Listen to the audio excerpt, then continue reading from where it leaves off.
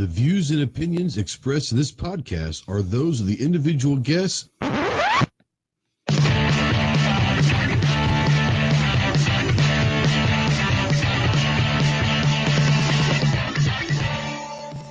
If you're a sensitive snowflake that may get easily offended, then turn this off immediately.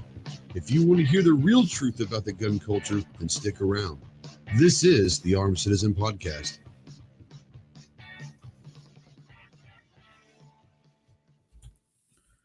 What's going on, my Ghost Squad? Welcome to the Armed Citizen Podcast Live. This is episode number 114.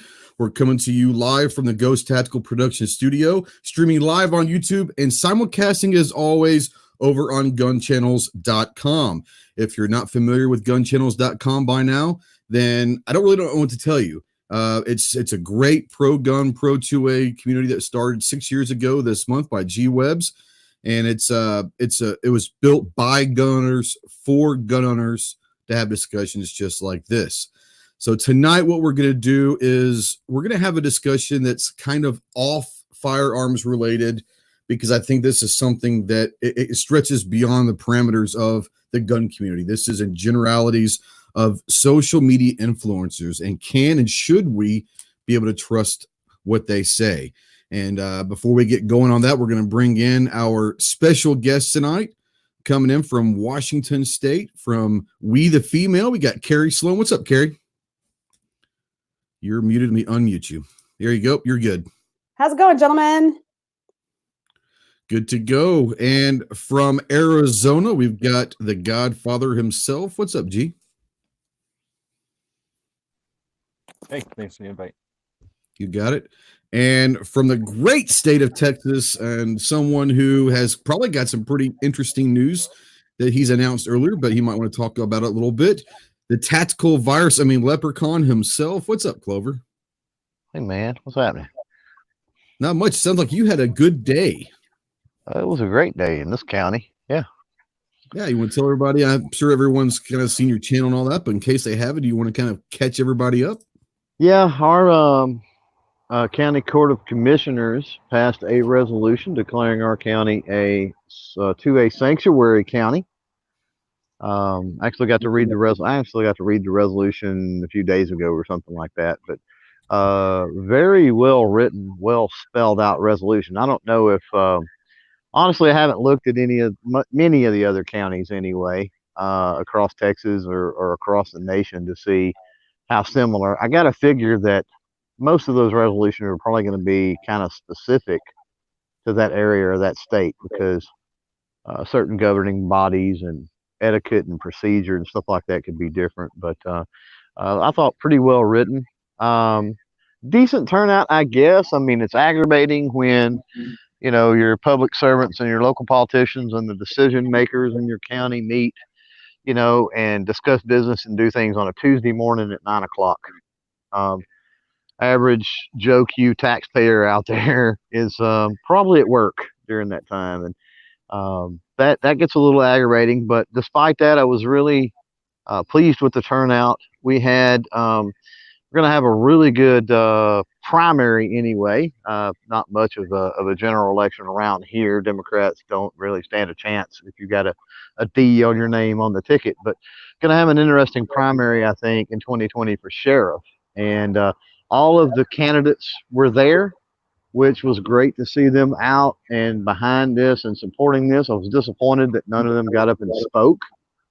You know, if you're not familiar with how these procedures work, I mean, you should be able to go in and you'll fill out some type of a little form and speak on whatever agenda item, you know, is being discussed. And yeah, sadly, I was the only one that actually got up and done it, and I don't know why, but I was. And that it didn't bother me at first, but the more I've thought about it today, it bothers me a little more and a little more and a little more, because not because of what's kind of cool that happened because of me speaking, but because how much more could that have been amplified, or what kind of a different optics, or how much more would that have resonated? I think people went into this, they knew I knew everybody in the room. Some people I liked more than others, right? Some people I called friends. Some were kind of frenemies. Some were, like you could almost call them enemies, I think.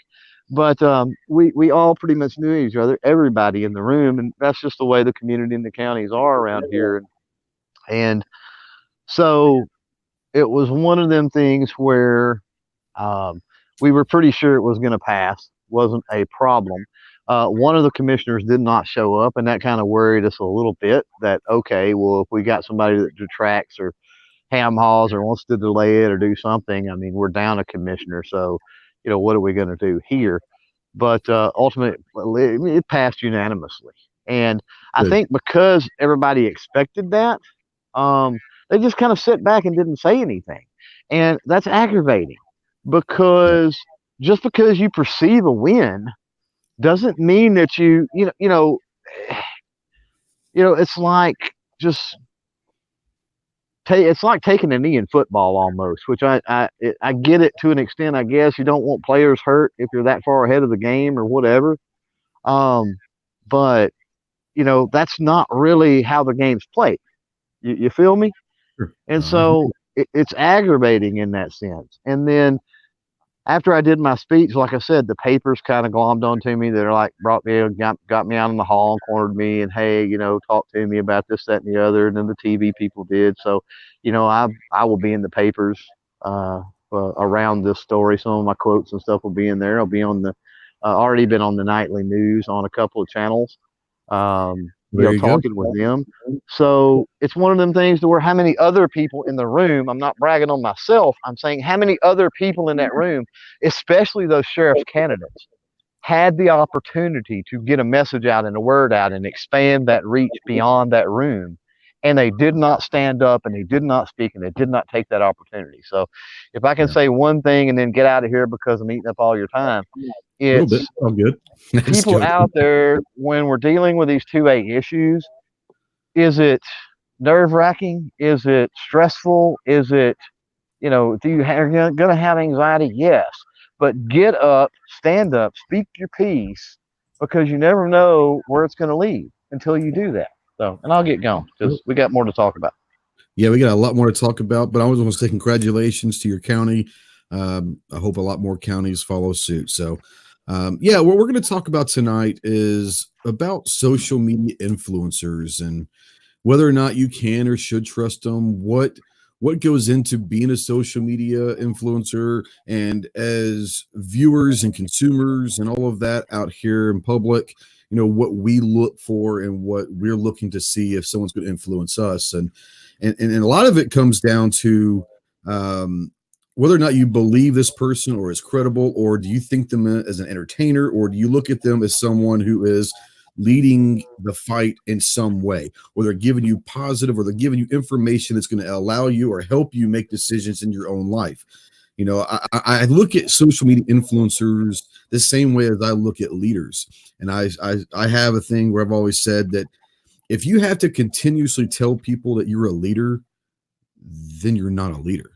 If you have to continuously tell people that you're an influencer, then you're not. Those things should happen naturally. And it's actually up to the individual person whether or not they believe you or they look at you as a social media influencer. And I think a lot of things have happened, especially over the last weekend, that we're not really going to touch on because this goes much further and touches way out above and beyond the gun community. But there were some things that happened this weekend that I think we all know about, that there were some influencers that got involved that maybe wish they shouldn't have, in the sense that they did anymore. But we're going to talk about that. And I want to kind of start the question. I want to start with Carrie.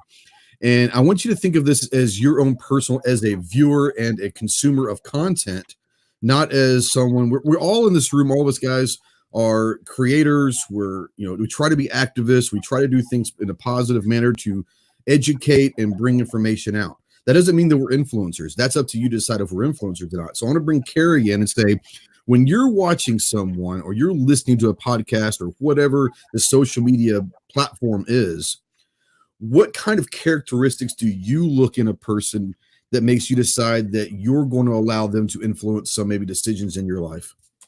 So Can you hear me? You got me okay? Yeah, we're good. I can't find my microphone. No, you're fine. So I want to, before I jump into this, I want to actually offer a different perspective on the word influencer. Excuse me. There was KD is actually he and I had a big conversation about this and the fact that there's two different types of people and I'm sure in any genre, right? I'm sure that it's not just gun culture, right? I'm sure it's probably any sort of industry or culture. But for this, that in the gun culture, there's two different types of influencing, right? There are influencers, and there are people who influence. And Katie and I like to think of ourselves as people who influence because we're not out there to be influencers. We're not getting paid. Influencer is a profession now. It is actually a profession, and you get paid to influence people to purchase product. And that's not what we do. So I don't watch reviews. I don't watch any of them because I'm not a gun girl. I don't. So, and I wouldn't understand half of what they're saying anyway. To be really honest with you, I'd sit there and go, okay, shoot, can I just go shoot it? I mean, I don't know. But that being said, I one of the things that I think has an impact is when an influencer or YouTuber, because I know that some people there's kind of that fine line too between whether they classify themselves as an influencer as a profession or whatever. But I think when they use that voice to be an advocate, I think that can be a very powerful tool. And I think that is when that influencer by profession becomes somebody who's influencing, if that makes any sense. So, yeah. So I think that in terms of me and what would inspire me, it would be me seeing somebody who is going to actually make the effort to use the reach that they have created to inspire people to become active defending their rights. That's what would bring me to call to action or make me want to watch somebody's stuff. But for me personally, just to go watch a gun video or whatever, I don't think it does it. Now here's the interesting thing, right? We tend in the gun community to be really I think a little guiltier than a lot because we have been sequestered by society a little bit more to kind of be in an echo chamber, whether we like to think we are or not. And when you had that, what was that look for? Am right? No, I think that we are literally living this moment in a huge echo chamber, and people don't realize that. Yeah, and I agree. So, and I think that but we have to remember there are a lot of people that watch these videos from influencers that are not gun culture people, they're gun people, right? So like me, I want to be a voice in and out of the community for this outreach and awareness. So when I see an influencer who's actually using their broad spectrum to get across motivation for some of that advocacy, that's going to tend to make me want to pay attention to them a little bit more because they're actually getting to people outside of the culture to influence change as opposed to being an influencer. Yeah, and I'll kind of go back to a statement you made earlier on in your thing is influencing versus influencer, and I think that the term social media influencer, and it's only happened recently that it probably has become kind of a dirty word. It's become this thing, and I think that a lot of us when we started out. We wanted to put out information from our perspective and our point of view. And it's interesting that, people will get called shills and all of that.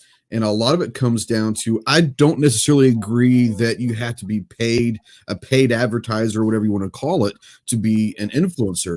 I think that what I was trying to say in my opening was an influencer is someone in my eyes, that it's going to give input or educate you or bring information to you that you might not know that might influence a decision or the way you live your life, or bring you open your eyes to something that you never even thought of before. And unfortunately, you are right. Unfortunately, the term influencer might have the media side of things. The definition might get changed a little bit. Right. So I want to, and it's sad, but I hear what you're saying, and I agree with you 100%. I want to bring Clover in now and ask you this: at what point does putting out information as a social media personality, or whatever you want to call us, at what point does it become dangerous to put out information that could cause harm? I think at the point, I don't know, that's kind of a tricky question. Point to cause bodily harm or just harm in general? Well, I think that it could cause harm. I would say bodily harm, because we saw things happen this weekend that could have been very harmful. Right. Because of you can harm businesses, you can get people fired, you can, there's a whole host of things that's not, injury or death to a person, type stuff that, we've got slander and libel, and we've got so many other things, in play when we talk about harm. So in the broader sense of harm, I think that when somebody who is an influencer, is a creator, is a YouTuber, is a podcast, whatever label that we're putting on it today, there's so many of them. Sure. That I think at what point that person goes two routes.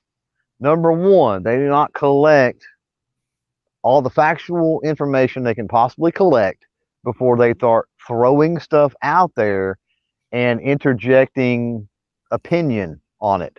It's one thing to say, breaking news, there was a incident in X city tonight, more information at 11, and saying, breaking news, there's an incident that happened in X city tonight, and it was perpetrated by this person, and this is exactly what happened, and more at 11, and then 11 o'clock comes, and the story that you just told, who did it and what happened, is totally different than you said it before. Don't put stuff out there, or at least if you put it out there as, this is speculation, this is only what we know at this time, that's been reported at this time.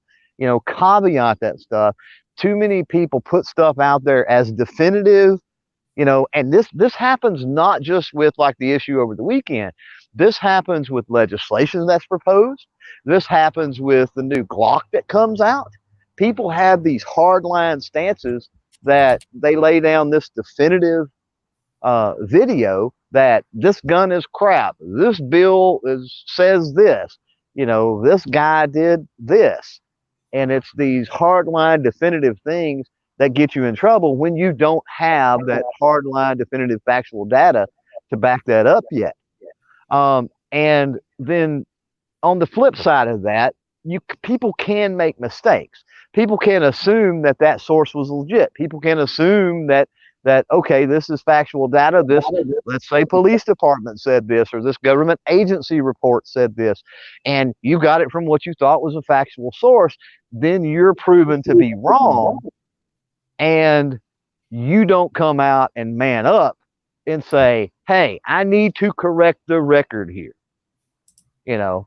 I was right in my thinking. I was wrong in the execution. I was wrong with the numbers. I was wrong with this, whatever it might be. So that opportunity to self-correct, so many people want to double down, right? Because they seem, in my mind anyway, when we're talking about this influencing game, podcasters, creators, whatever, it almost seems like some of them get the attitude that they're too big to fail. They're too big to be wrong. They're too big to admit that they're human just like everybody else. We all make mistakes. And that would actually go further, I think, to the larger question of the audience trusting them.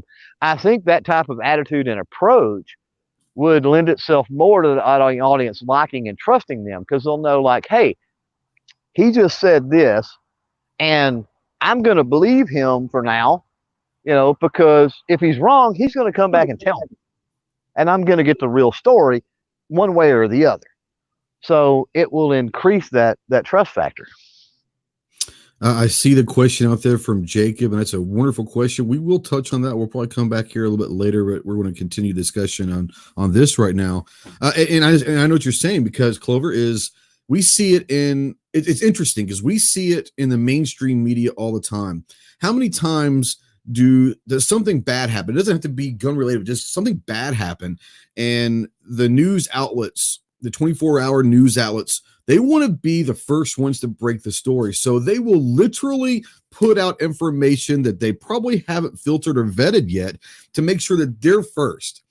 And when a newspaper does it, sometimes they'll issue a retraction. They'll put it on page 13 in a very small corner. Hey, we made a mistake. Sorry. You very rarely see it on a cable news network or whatever. But I'm going to bring G in on this. At what point, if you're going to be on social media and you're going to try to put information out, at what point, you've been doing this a long time, but at what point, G, do we have, if we're going to decide to put information about live happenings or something that's going on right then, how much do we have responsibility to be reporters at that point instead of social media personalities? None, unless you're know how to be a journalist and have a press pass from the city or something. There's a big difference between being a journalist and having a camera. Same way it's a big difference between being an accomplished musician who's got, credentials and owning a guitar. So you can have a press pass from SHOT Show or something from NSSF, an organization for an industry, or you can have a press pass from a city where you probably have to do some kind of background check or something. And then that means you can go behind police lines and you are press. I'm guessing they bet that. I don't know. But yeah, I think there's a big difference between just because you have a camera, assuming that somehow you're the whatever eyes and ears of the world. But on the second side of that, the neat thing about the internet, the reason I'm still in this, is I don't have some reverence to somebody else who has whatever the means or the education or the ability or whatever. There's been sanctioned, like the press. We have democratization of dissemination of information now with cameras and tech and the internet, and just the knowledge now that, what used to be pen pals and the occasional people that met each other, when they traveled, is now we are comfortable. We're completely adapted and able to have friends that are in other states and other countries, across borders, across divisions of everything. We're used to that now, that we're accustomed to that. So influencers, or whatever you want to call that, I think with the original question, is a two-sided thing. Anybody can stand up and say, I am, but it requires the other side of the equation, the audience, to say they are, or to agree they are. So audiences have to grow and learn the same way influencers. We're free and we're capitalists. So you can get a bunch of jerks stand up just as much as you can get a bunch of excellent people stand up. Buyer beware, caveat emptor. You can't just take anything for granted. So get better at being an audience, and we're all doing it at the same time. Ideally, the influencers, the creators of content, build stuff that adapts to people's concerns or whatever. But this is a two-edged thing, and this is, if we're talking about what happened on Saturday, I didn't really pay attention, but this is a one-of-a-kind instance over at least 15 years that I've been paying attention. To suggest that we need to scold the community or congratulate the community is ridiculous. It's a one instance. Let's learn from it and move on. Glean what we can and get stronger. And again, it's the people who have cameras and the people who watch are both sides of the equation.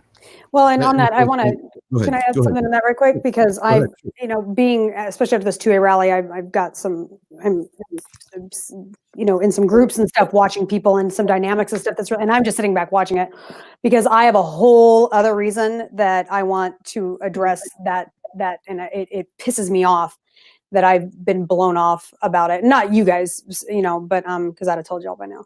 But there's some whole other components to this that with this wife that are concerning to me. But when we are in a culture of when everybody in this gun community is talking out of their asses about how we need to unify, and the minute I am catching up in a group text, and there are members of this gun community slamming other people, or I've also seen being pious because they chose not to get involved. That is incredibly immature and absolutely unnecessary. So it's only creating nobody needs to get involved. And if in like G was saying, and if it's right or wrong or whatever, we don't need each other sitting there talking shit about each other about whether they were right or wrong, because that's only going to create more rifts between us. Let's face it.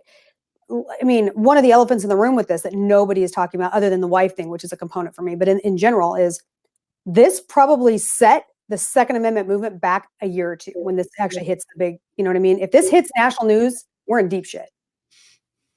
Fortunately, right now, a lot of people still haven't heard about this, but if this ends up becoming a thing, I mean, it's bad enough like it is, right? He went from 1,000 followers to 100 and he's over 150,000, I guess, maybe now, in 24 hours, right? So, and it keeps going up, right? $10,000 that have been raised for his legal fees by now. In 12 hours, right? In 12 hours. So where was that money for the domestic violence that, the order from his wife, right? Because that is a thing. Right. So why aren't they taking that money and donating it to domestic violence, having a domestic violence survivor fucking come out publicly and say something and donate that? Like, there's some huge opportunities here to be positive influencers and create a positive impact on things that are concerns for reasons they try to take our guns and spin that into a positive as we are taking these responsibilities, and nobody is doing that. Instead, everybody is sitting there talking shit about everybody else, and it's absolutely ridiculous, when the reality is that this is a huge PR slam for the gun culture. Huge. Yeah, and I want to bring up the huge part, but I like the silver lining part, because you're right. You have to look at it where if a bunch of money can get raised, that's, everybody knows that it happens all the time. But does it happen in our community? And when it gets raised with, like, I don't know the details, but it sounds like, not. I don't think it doesn't sound like this guy set this up, but the way it went down, everybody's like, oh shoot, this was not the perfect storm or whatever. And like you're saying, like, that's an embarrassment for sure. But is it like irreversible or something? No. I mean, like, no. Is it going to be like the biggest echo ever? No. But what we can look at it is go, wow, that's a lot of money raised. Like Carrie just said, what if we actually raised that for something worthwhile? Or what if we did that on a regular basis? Because it's really not that big of an effort in the grand scheme of things. It's not like the effort to save a whole area from a hurricane or something, so it's not real. But I mean, as far as like a community doing something, at least it lets us say, like, as an embarrassment is something you remember, so you learn from your mistakes or whatever. Let's not just look at the way people behave because of it, but look at what was accomplished and go, oh wow, like you're saying, like, we could use that towards something positive. Well, why didn't they just take that money that they raised instead of refunding it and saying, look, here's the option that we're going to do with this. If this comes out to be a domestic violence case, right? FPC had a huge moment that they could have saved face with this. I'm just going to call that out, right? They threw up $5,000 right away. And I'm an FPC supporter. Right? I'm a lifetime member of FPC. I mean, I fiercely support them. They sponsor my organization. But they had that moment, right? And then they could have come out and said, instead of refunding the money, they could have given people the option to say, this is looking like it's a DV situation. I mean, there was a restraining order that is on record. We do know that. Why, how do you feel about this money now being turned around and given to this, right? Some national domestic violence hotline, whatever, right? I mean, or like, pro-gun woman or We the Female, or right? Something, right? Any sort of organization. And then used it as a PR spin for the gun community, saying, look, this is not acceptable in the gun community. They manipulated this guy. This is what narcissism does, right? Narcissism. Okay, hold on. I don't want to stop you midpoint, but we're getting way off of where we're trying to go down this. I do not want this to be about Saturday night. We'll come back towards the end, but I'll let you finish that point. But what I want to kind of get back on track here is about what we can do for the next step. And we've talked about this already. What's next? What do we learn from this? And I love what G was saying. What do we learn from this? I'm going to bring Clover in real quick and ask that, from what we saw on Saturday night, and we saw some, what people would consider big dogs, big names, big influencers, big personalities within our community with basically a call to arms saying, hey, let's go support this guy. Let's get to his house. And there have been anywhere from what I've heard from 2 to 100 people that showed up at this house. Now, who knows the real story? What I will say about this is, looking back on this, we found out information that was wrong. So let's transition back to the topic and say, as someone who is in the social media, and we are part of the media, we call ourselves the new media. So if we're going to be media personalities and we're going to put information out for our followers or our listeners to hear, and we're going to give our side of things and maybe extract them to do something to help the situation, we probably should know at least some of the facts. That's going back to what the cable news networks is. They put information out there without knowing all the facts, and next thing you know, they've made it into something that it really wasn't. So, Clover, I ask you this. What can we do to learn from this situation so that we don't make the same mistakes? I say we, not us in this room, obviously, but people in the community and in the social media don't make the same mistakes the next time. Can I be completely arrogant and pompous for a minute? Is that allowed? Absolutely. I mean, sure. I don't know only that you can do this knowing that I'm going to call bullshit on you if I need to. Well, there I you go. don't know. You're free to call whatever you like. I don't know that I will personally learn anything. And there's a point to me saying this. I don't know that I'll personally learn anything because I've sort of seen the writing on the wall before it ever even got to the point of blowing up. There was stuff that just, I was critically thinking about it and looking at these different things that was coming in, and it didn't make sense. And so that spins me back around to what I guess G-Webs was mentioning earlier, and he was absolutely right about this, that it's a double-sided coin. I call it a circular thing, where said creator puts out dramatic content, viewers eat it up, it's not accurate, so they don't hold him accountable. He gets some views, so he does it again. You know, there's no repercussions to it or anything, right? There's no penalty to, you know, I need to be more diligent about getting my facts out there and stuff. And that has to do with the viewer side not holding those particular people accountable. And I think that if there was, with the follower viewership, that sort of thing, if there was a little more standoffish attitude, a little more scrutiny, you know, just breathe and count to 10. You know what I mean? When you see things like that pop up, you know, I mean, what was it? Jefferson said, you know, question everything with boldness, even if there's a creator, because if there is a creator, he prefers, you know, questions over blindfolded fear or whatever. I'm paraphrasing, but there's nothing wrong with questioning situations. That doesn't make you less of a patriot or, you know, less knowledgeable in a situation. It's going to end up, if anything, making you more knowledgeable in a situation. And so just because you're out there and you're a viewer or you're a follower or whatever, and you view the content from these people and the stuff that these people put out, you don't want to do that yourself, and you enjoy what that person does, right? You love your job and your family, and you just want to be able to watch a YouTube video every now and then, or whatever it might be, a live stream. That's cool. I get it. It's entertainment. It's information, I guess, or whatever you want to call it.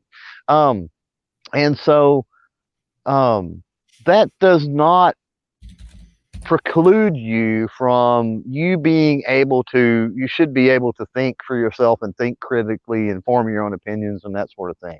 So I guess what I'm saying is, for the viewers and stuff out there, and I've said this for a long time, Ghost, you know this, G, I know has heard me say this, you know, don't put me on a pedestal, anybody on this panel on a pedestal, anybody on YouTube, podcast format, any of these people on a pedestal. They're human beings.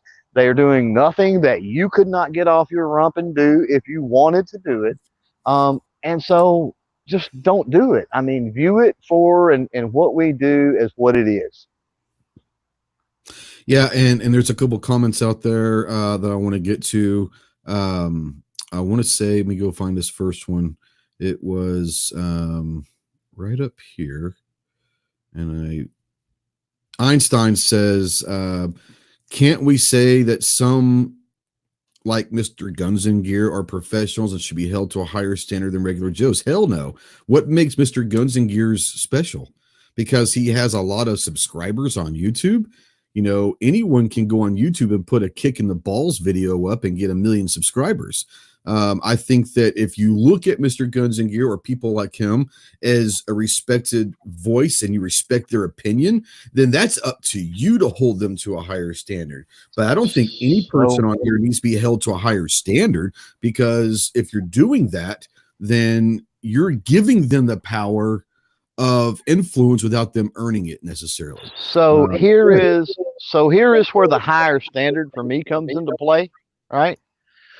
If we were talking Marine Corps tactics and Sure. you totally screwed the pooch on something, then okay, maybe you need to be held to a little higher standard because that's kind of your wheelhouse expertise and you screwed up. You feel me? If it was about DV and Carrie was talking and Carrie screwed up, maybe so, because she is taking it upon herself to be an ambassador and an authority in that particular subject, right? But when you've got people out here that are commenting and following on situations and subjects, because let's not pin this down just to what happened over the weekend, but somebody that's got zero experience with long range rifles, out there trying to sell all of these long range rifles is the greatest thing since sliced bread. All they own or ever mess with is pistols. And that's where their expertise lies, is in pistols. Then that's a little different because they don't have the knowledge for that. And that's where the viewers and stuff and the followers need to be aware of what does that particular person that you're listening to, what are they projecting? What are they claiming to know about? Okay. And in that sense, then I don't have a problem maybe with expecting a little better or a little more from them. Yeah, I want to send a quick shout out to Mandatory Carey. It's in a $10 super chat. Thank you, my brother. He says, back to work. We need to be more cautious in the future. That is true. So, I think that's, that's something. I think maybe a kitty out there says that I have a 24-hour rule for events. It takes about that amount of time for the truth to start trickling out or to be vetted. That's exactly right. And that's the whole point I was trying to make is when you start trying to put information out, and if you're going to put information out that you're going to try to break a story or you're trying to educate people on what's going on, if it's alive happening, it's something it's brand new, don't try to rush to be the first person out there because it could come in and backfire on you. There's a nice discussion go out there. Budget Guns and Gear says, Clover, you can put me on a pedestal and he's trustworthy. Just give me your bank info and social security number and he'll prove it. So absolutely. I think that there's a lot to be said out there about, once again, we're talking about influencers and all of that. And I think that a lot of people sometimes take themselves too seriously.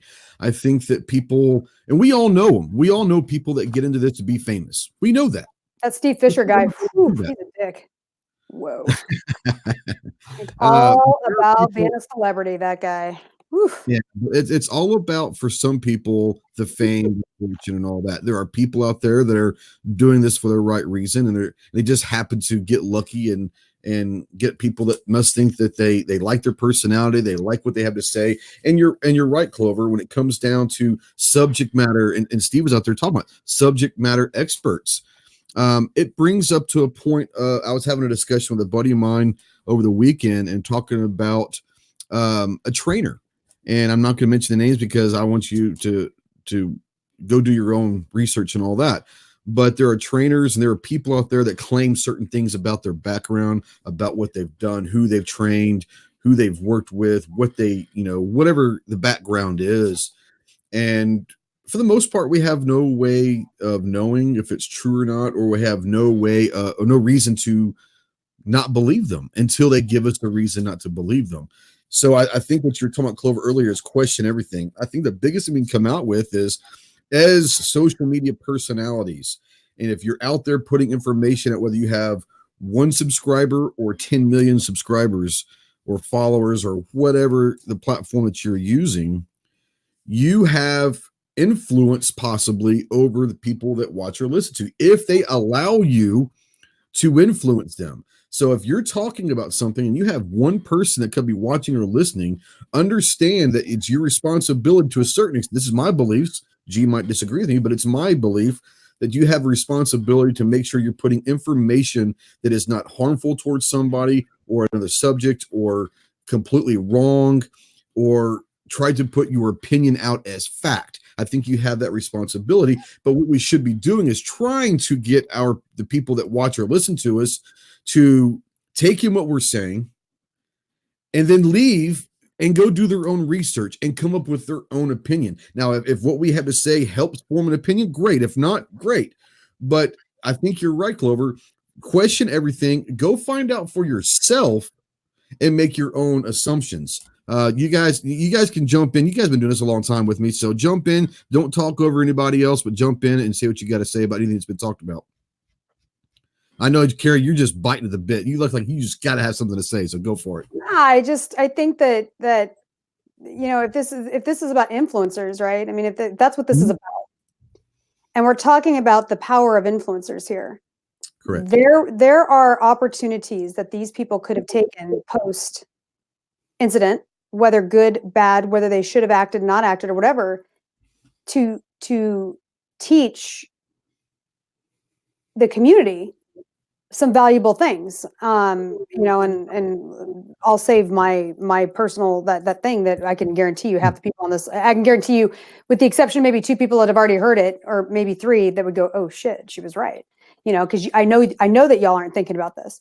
So there are some teachable moments in this that whether are going to be glaringly obvious or not, and that is what's frustrating me.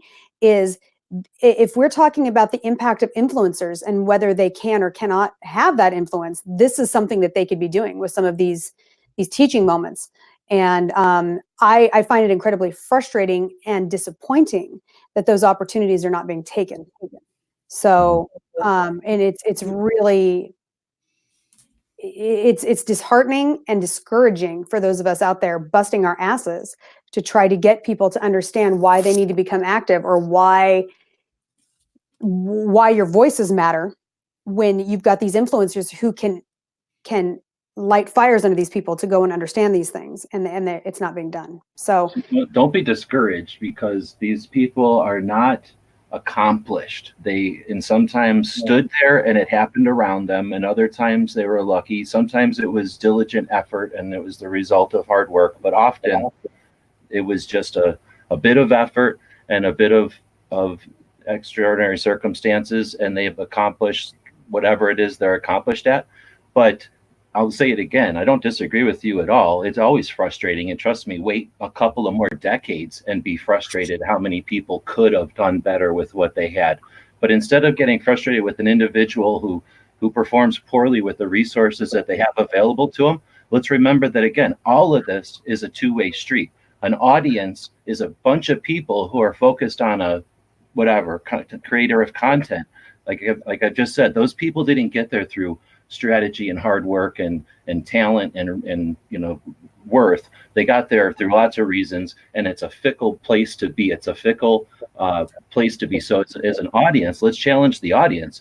These people performed poorly. Are they still your heroes? They're not sports teams where you're invested with all kinds of expensive merchandise. Probably some of them have merchandise, I guess, but most of the time it's a fickle relationship with these people. And if they're not performing to your expectation, next. And there's people like Carrie who are going to offer worth and value and appreciate the resource that you might give them, or the opportunity that they have, and shine with it. So don't be discouraged. Just remember that we live in this society, and then remember that you need to perform too. You don't get to have success and then hang it on a wall and point to it for the rest of your life. That's what I did. So you have to. It ain't that world anymore. You perform constantly. So these people that performed poorly, next. Yeah, yeah, it is a great point, and hold them accountable for their, if it there are certain ones that really jumped the shark with it. Like I saw somebody say that they really went off the end with it, and doubling down or what have you, whatever you want to call it. And yeah, that was probably not the best Well, I'll tell you, and this is something, and this is not just in this instance. I'm going to come to Clover here. He sounds like he's just biting at the bullet to jump in. But I'm going to come to you. Yeah, I wish I'd have got in before G, but that's okay. Well, you can give a rebuttal to G and all that, but what you just said about doubling down, I think that there are issues that when someone goes out and makes statements or claims about something that's going on, and then they come to find out that the information that they put out was wrong, not because they just lied or made mistakes, it's that they didn't have the information themselves. What really frustrates me is the next day, instead of coming out once again and saying, hey, I still think we should support this part of it because of this, but I want to come back and say, hey, there were instances and there were circumstances that I wasn't aware, that none of us were aware of when we were making some of these statements. But no. Some people are literally doubling down in their lives, and they're trying to not only double down that their stance was ultimately correct, they're trying to justify why they're doubling down. If you're doubling down, there should be no reason for you to have to try to justify the double down. It should be plain and simple, obvious to everybody.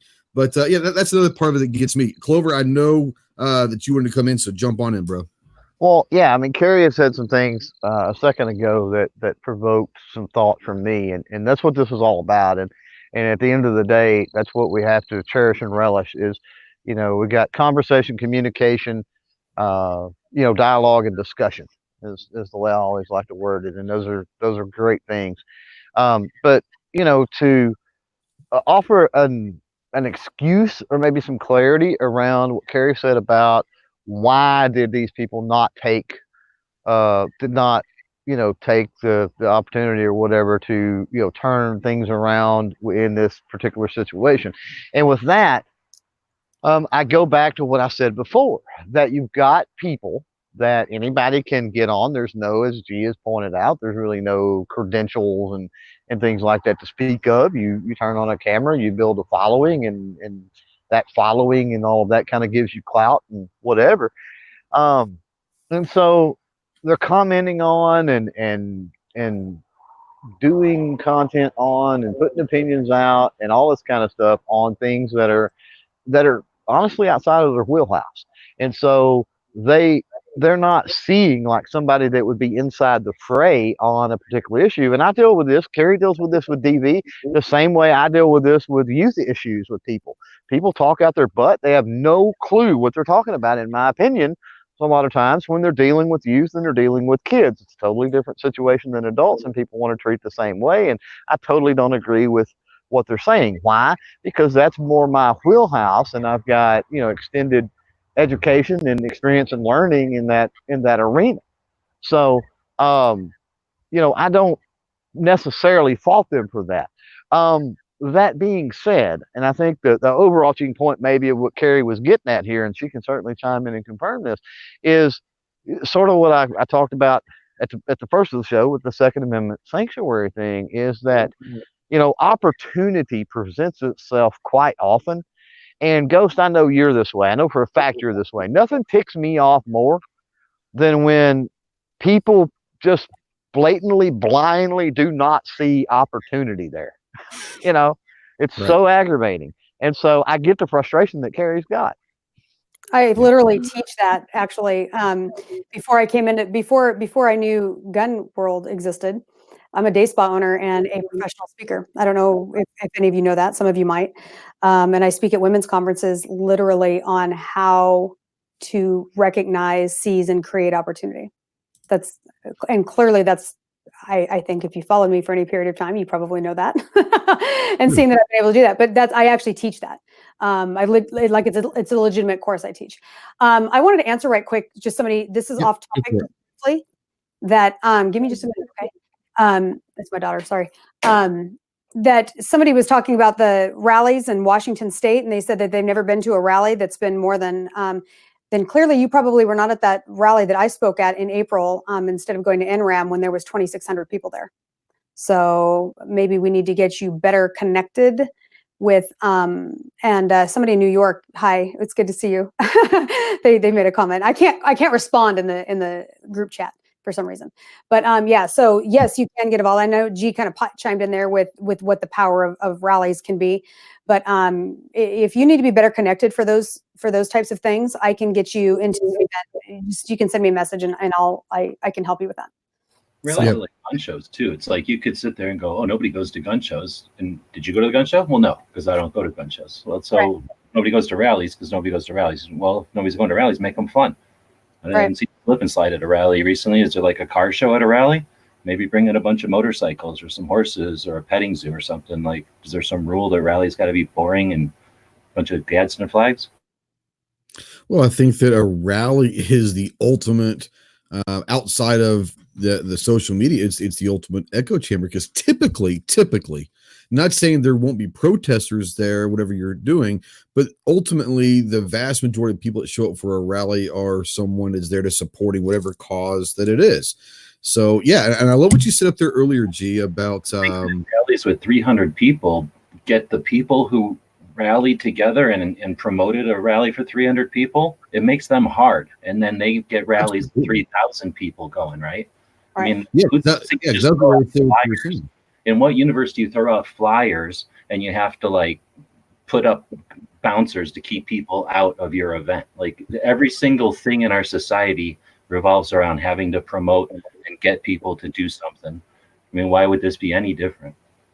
Yeah, and I love what you said earlier in the chat. You were talking to someone about rallies, and you said when you have multiple rallies and much effort to get people there, get discouraged and move away. But if you want to get discouraged that no one shows up to a rally once, get back in there and work. And whether there's one person that shows up or 300,000 people that show up to a specific rally, I think in general, get back in there and work and find out what you did right and replicate that for the next one, but then find out what you didn't do right and maybe make those changes. And I think that's what we're talking about also is you have to learn from mistakes. You have to learn from things that you did. You have to learn from history. History is what shapes the future.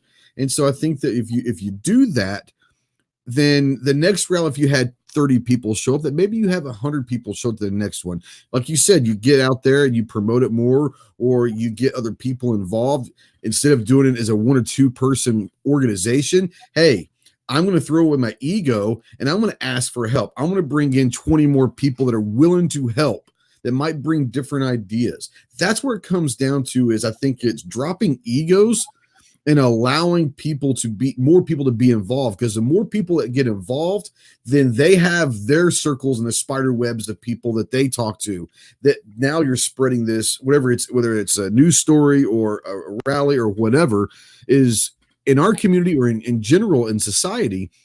If you drop your ego at the door and you allow someone to help and allow someone inside your world that could help you in whatever you're doing, that's a good thing. It's a good thing because you're not having to rely on just yourself.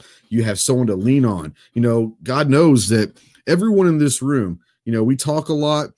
Clover and I talk damn near every day. And there are times when I'm not feeling good or he's not feeling good, or I'm pissed off and he's pissed off, or we've got things in our lives that are going crazy. It's nice to know there's someone there to help or to be there to talk if you need someone. So if you're out there and you're worried about something going wrong, whether it's a rally, whether it's this, or whether just in general, you're talking about people that are just alone in life. You're not alone, guys. There are people out there that are willing to talk to you and help you if you ask. So I got off another tangent, way off topic again. But I do want to talk a little bit about going back, trying to get back on track a little bit, is this. And I want to bring Clover in on this and ask you this. If, G, did you have something you want to say? If we're getting back to influencers, it'll probably throw you off at a tangent or whatever. But I think a lot of people think because of YouTube, I hate YouTube because it's so stupid. It's only one of many platforms we have or have had or will have. And it's just another way that we can use these electronic switches to talk to each other across all kinds of boundaries and distance. But we always think about individuals because YouTube became, whatever reason, YouTube emulated TV shows and celebrity. It could have just as easily emulated at the time Remember back then there was the robot wars, and they were trying to come up with automated vehicles. So there would be like teams of nerds that would get together and accomplish goals with each other and compete. Imagine if YouTube would have become that way, and we would have teams. If we would have, task forces centric YouTube, I would have a different opinion of YouTube. But instead, it went after this celebrity model where flash and sizzle, because marketers came along and exploited those aspects of it. Anyway, we think of influencers as individuals, and that's fine because they're often labeled as that. But we as a community are an influencer. And I'm going to continue to encourage people to value your voice. You have a little thing in your pocket that's more powerful than when the space shuttle, when it went up, is certainly more powerful than the first vehicles that got into space. You can use that to take photographs that are incredible. You can hold your phone down at your feet or your knees. You can hold it up in the air and get camera angles that mimic what a movie can do. You can learn to use that thing so quickly. You can use it with one hand, turn it on and off, and pause the video and edit as you're recording. It is so easy. Once you've played with it for a little bit, it's literally designed for little kids to use it and master. You can take that, and with a couple of clicks of your button, if you're watching this video on YouTube or GunStreamer or GunTube or one of the other platforms that don't care about our gun rights, then you can click, click, click, and that's up there and it's published for people to participate in. And then once you've created content, you get comments from people and you create a community based on your content that you've decided to put up there. That's the power. And those little pockets, those communities that assemble and happen organically, that influences. And if you don't believe me, think about SHOT Show. I love this example. In SHOT Show in 2005, the first time I walked in the door with my camera, my digital camera, they about pooped themselves. They didn't understand what a digital camera was. They didn't understand that I could get images onto the internet in hours, days back then, let alone months that it would take for the regular photographers. And now they literally understand video and YouTube to the point where they have sections of their booths, which cost them many tens of thousands of dollars to have that real estate. They devote a portion of that, probably $5,000, $7,000 worth of their booth is devoted to having a place for YouTubers to walk up and interface with them on the internet, on this YouTube platform. That's influence that we've had over our industry and over society. Remember that, and that is what I'm passionate about. All the individuals who want to take credit as being influencers, like I said before. Next. Yep, beautifully said. Yeah, and I love that the fact that you said that there's not one person that's above. You didn't say this, but I'm saying, I'm paraphrasing. There's not one person that's above anybody else, but as a community and as a group of people, you can influence an entire community, and that is great. You can influence an industry, which is crazy. Like you said, when you start out in 2005, you were probably almost damn near run out of SHOT Show for taking pictures, and now there are companies that will literally pay people to come to their booths to shoot videos and take pictures. So it's amazing what's happening. There are people that brag about that they've been paid to be in a hotel room that one night costs more than my entire week lodging in SHOT Show. They're getting paid that much to be there with, and they consider themselves influencers with a number far lower than what many people would consider a level needed to be an influencer. I understand. We'll talk. Yeah. I do want to kind of maybe have some fun with this one. I think we've kind of Carrie, Clover on this specific. What the hell is that going on in the background? Huh? Some weird fucking noise. I don't know what was going on. Anyway, you guys didn't hear that? No, it's on you. I don't know what that was all about. As far as the influencer side of things, Clover, Carrie, do you have anything that you want to kind of touch on before I like to move on and talk about some fun stuff so we don't get too depressed? But is there anything you guys want to touch on, or are you guys ready to move on? Well, I don't know if you really want me to address that issue here. I'd like to take a minute. We're talking influencer stuff right now. Yeah. Influencer stuff. Yeah. Well, this isn't just influencer specific, but I need you guys to understand that this is the power of an influencer. Okay.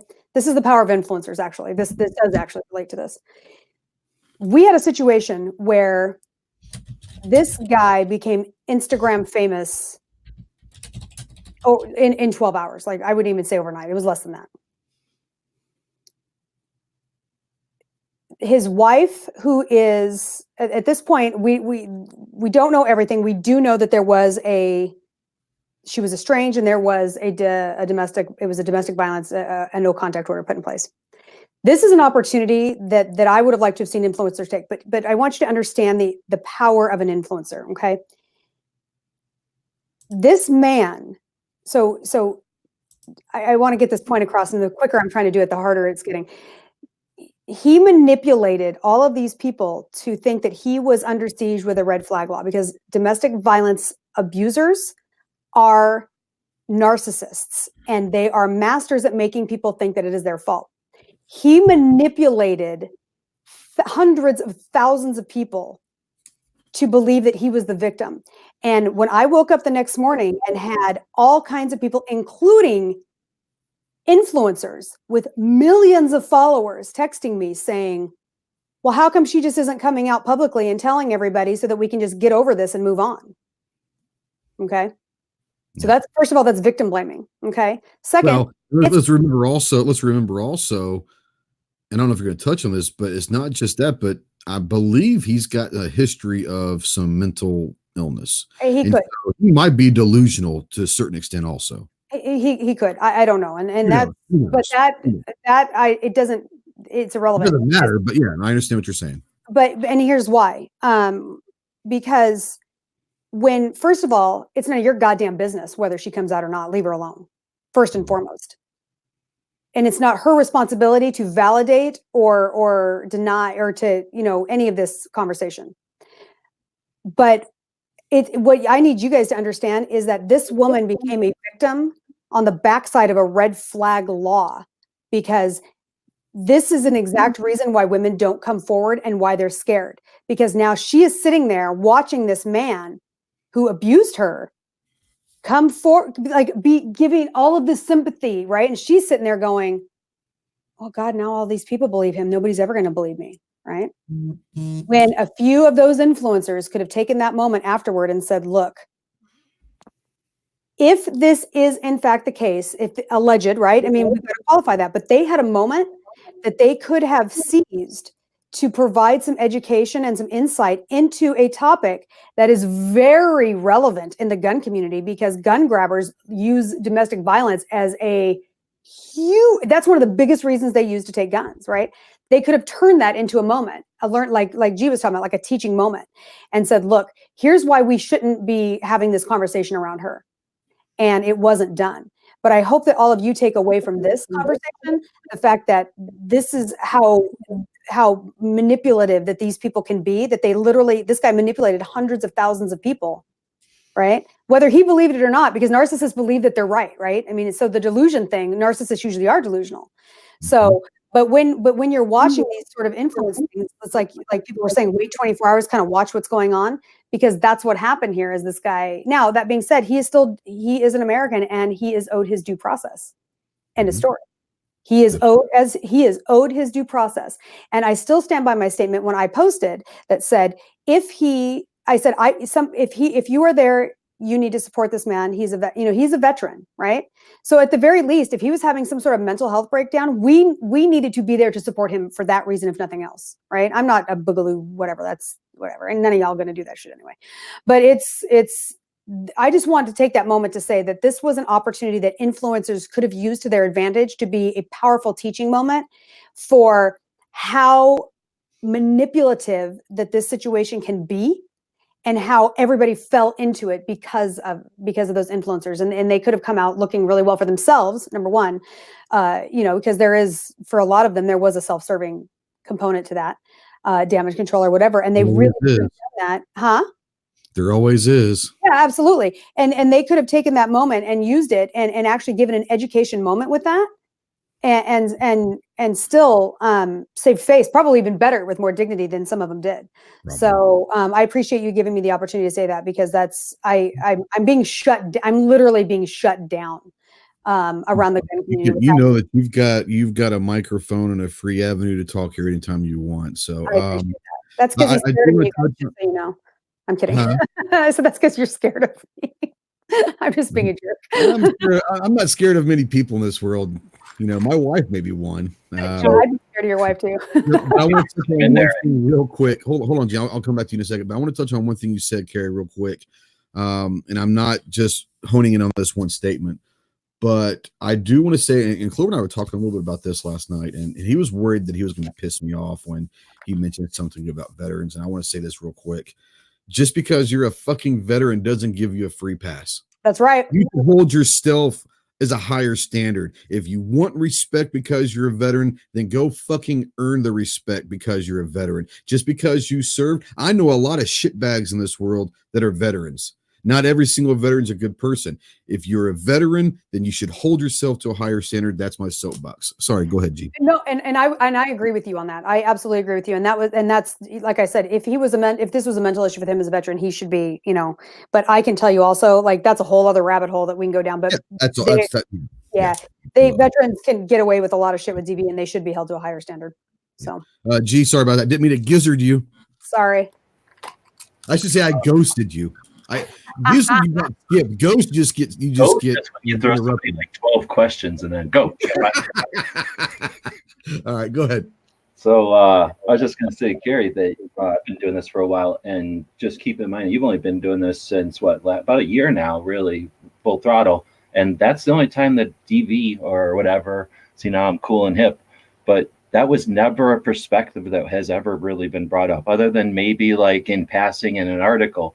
But certainly not with an advocate or, with a consistent voice. So, I mean, I'm not giving anybody a pass or nothing, but thanks for being here, whatever. But then don't also, it's not like he had this whole selection of stuff, a big menu to choose from. He decided not to. It's probably just some dink who's never even thought of it before. Or at least I'm not talking about the dude, but the people who, whatever, like, without re-saying everything you just said, the people that didn't use that as an opportunity where they could have. Yeah. And now they're at least aware of it. Which also blows my mind, just a side tangent of that to validate his thing. I'm the first person that's talked about this. And I see that I'm still out there. There's several people out there that are advocating as domestic violence survivors in the gun community. I don't know, maybe I just have the biggest mouth. I don't know. Some of them are more concerned about using it to make money in their stores and shopping. And I'm not judging that, and that's fine. Good on you, girl. You know what I mean? You know what I mean? I'm like it's like gun bunnies, right? You do you, Scotty P. Yeah, but there are some other voices that are out there. But what is appalling is that there are, I mean, in general, the influencers don't use this as an opportunity to advocate, which again can really advance a movement that we need on this side, because we as survivors are one of the biggest gun control toys, right? We're one of the biggest pawns that they use, and it blows my mind that nobody wants to take an opportunity to bring us forward with that. So did Clover drop out? Probably internet. He said it was on mobile. No. Yeah, he'll come back in. Because I was getting ready to go to him because I know that he was biting at the bit to talk. So there he is. Let's bring him back in, because I was getting ready to Clover. I was getting ready to go to because I know that you had a couple of comments you want to bring up. So go ahead. Before, man. I didn't have anything. I covered what I wanted to. Oh, I saw your microphone. Well, then let me throw out there. I've seen the thing where it's like, if you want to think a veteran be the kind of citizen or some shit, then I think it's the same way. If you want to act like you're a veteran and have people give you respect because of that, then be that kind of veteran, or like you guys, basically just what you guys said in a different way. But I don't know. I agree with you that, like, if you're a teacher, good. If you're a cop, great. If you're a fireman, awesome. If you're a veteran, cool. But you know what? You're more than just whatever you got, whatever clothes you're wearing, or whatever job you took. That's right. No, you're right. And that's kind of bring it back full circle to where my thought is the influencer thing. If you're going to be an influencer, once again, you can't tell people that you're an influencer. You can't force them to think and believe that you as an influencer. You're only an influencer if the people that watch or listen to you use you to influence their lives, whether it's decisions or a way of life or just opening your minds to a different thought process. You're only an influencer if the receiving person opens their door to what you're saying. So don't take yourself too seriously. Earn their respect. If you're out there, I tell people all the time, please turn your cameras on. We need as many people out here in the 2A community because, guys, listen, I'm going to think it's a way big number, but I said 1 to 2% of YouTube is the gun community. It's probably less than 1%. Okay, so we're not a community that, in the big scheme of things on YouTube and the social media realm, we're not this big, huge conglomerate that needs to be reckoned with. But the more people we can get turning cameras on, it doesn't matter how quality your content is. If you're being real, you're being honest, you're giving your opinion, and you're not spreading false and dangerous topics and news, then you're a valuable part of this community. And the more people we can get on social media to bring an honest perspective to the masses, the more our little small group grows, and then we do become a force to be reckoned with. And it's like G says, over time, we have influenced and changed the industry as far as SHOT Show goes. Imagine if we could get as many people out there that we can to at least have a discussion on guns in a civil manner, whether you agree with us or not. If we could influence society to at least be open to a civil conversation and not be far left or far right, because you know what, guys, no offense, but the far right staunch gun owner is just as dangerous as the gun grabber. Louder, please, Trey. Louder, please. Say that again. Okay. Can you say that for the people in the back, please? Louder. Right. So if we can all come out and do our part, and then our group can start influencing society, and that's what it's all about. We can talk about gun reviews. We can talk about what's the greatest concealed carry handgun ever. We can talk about domestic violence. We can talk about whatever you want, but ultimately it's about the conversation. And the more people that are interested in having that conversation, the bigger and better our community gets. Now I want to kind of transition here. We do have a question out there that's crazy ass. Thank you for coming to Trey Talk. Related. So we're gonna have fun with this one. To his Trey Talk. Yeah, right. So we're gonna have fun with this one. I got a text. They didn't leave who it was, but it's okay. It says, if you are looking to be a new gun owner and have never shot a handgun before, or looking to buy a new rifle, how do you know who to trust on the internet when looking at reviews? Now, Carrie, you're probably the newest of the gun owners in this crew, so why don't you take first shot at this? Don't trust a goddamn one of them. Not a single one of them.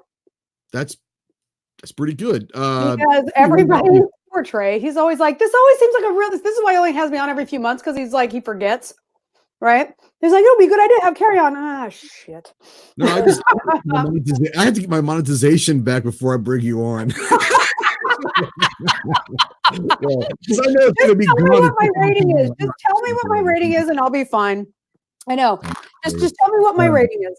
So here's the thing. Yeah, everybody has their personal, a gun is a very, very, very personal purchase. Okay. Mm-hmm. What works for me is not going to work for Trey. Trey prefers those little Sky 22s. Okay. Because he's secure enough in his manhood that he doesn't mind carrying a Tiffany blue 22. I wouldn't mind carrying shit. Yeah. I don't know. It would match your shirt. Yeah. So all kidding aside, and me busting these guys' chops. Here's the thing. Someone who's new to guns needs to go out and shoot. If you're fortunate enough, I am not fortunate enough to live near a range where I can go rent them. I highly recommend that you do not go with your spouse if possible. You may be one of those few lucky people who can. I was, but that being said, where I'm at now with my knowledge, there's no way I'd go with him. Right? Because I know just enough to be dangerous and he'd irritate me. So I would need to go with somebody I don't know. But when you go with your spouse, especially ladies, that can tend to be a challenge. Or if you are a male who's new, because I've had this happen, and your wife is an instructor. That actually happens, believe it or not. Try to find somebody who fits your personality type in how you would learn. Firearms Training Central is great for that, because you go on there and it's almost like an Angie's List kind of way of referral through people that have used instructors, so you can get an idea of the different personality types and the way that they teach. Yeah, Tony. Yeah, you talk about? Yeah, Tony's amazing. So, but but to actually say that there's a blanketed. I mean, I would love to tell you my first gun is still the one that I go to 99% of the time for everyday carry, and that's a SIG 238, right? It's a 380. I wear more fitted clothes. She's easier to hide, and so there's many factors, not just how it shoots, that the reason I choose to carry that. That being said, my girlfriend she started straight out with a 45 because it just fit her hand better. So everybody really, I think if you go to an influencer, you need to just find one. VSO GunChannels is great for something like this because that dude is like all about the science behind stuff. I mean, he might be a little extreme for some because he like goes and he breaks stuff, right? But yeah, my point is that he is literally there to test the equipment. He's not there to give his opinion and this is my recommendation. This is my, you know what I mean? That's my point. If you can really find someone, and I think it would be really hard to do. I think it's a little bit hard, right? Because we all have our preferences and we're all going to pull that way. But if you were in fact to find someone on the internet, and these boys here will know who to go to probably about that. But honestly, any good instructor or any good gun store is never going to tell you when you first walk in the door that you need to start with this. The first thing they should ask you is, how are you going to be carrying it? What are you going to be doing with it? Is this for every day? Is it for home defense? There is a list of questions that they should be asking you before they show you anything. And so I would never trust anybody online to give you any advice on where to go. I think there's a lot to be said about that. For me personally, I'll say, and I'll come to Clover and G on this also, but for me, it's one of those things where if you're relying on a person or two or three people to help you decide if you want this gun, then you probably don't want the gun.